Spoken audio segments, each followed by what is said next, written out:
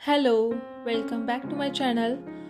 चला तर मग आज बनवूया गव्हाच्या पिठापासून पौष्टिक असा एक नाश्ता.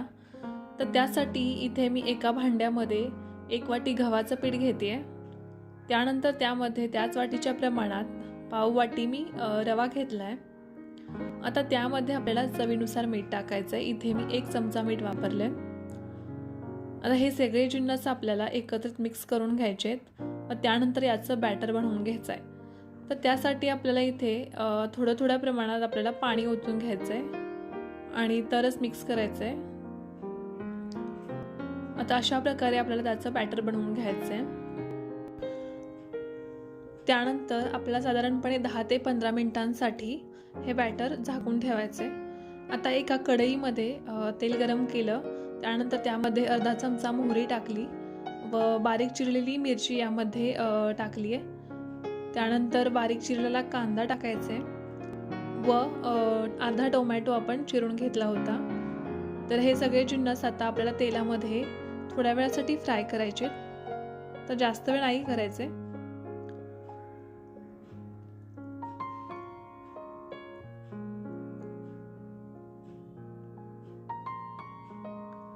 आता यामध्ये थोडंसं चवी पुरतं मीठ टाकायचं आहे.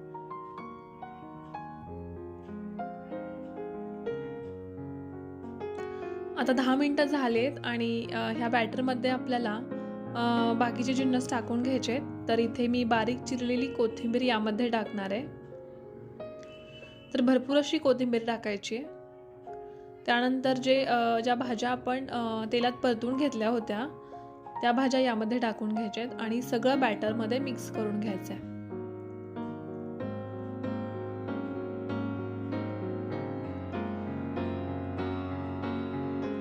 जर तुम्हाला यामध्ये पाणी कमी वाटत असेल तर थोडंसं पाणी ॲड करू शकता. तर यामध्ये मी थोडंसं पाणी ॲड करते.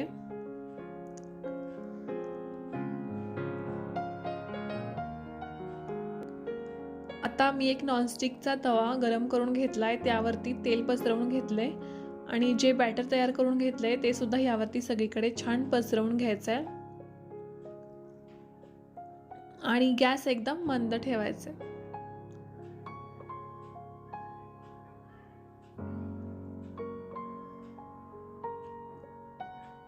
आता काही मिनिटांमध्येच तयार होईल आपली रेसिपी. तर दोन्ही साईडने असं छानपैकी भाजून घ्यायचं आहे आणि तुम्ही बघू शकताय किती छान तयार झालाय आपला नाश्ता. थँक्यू.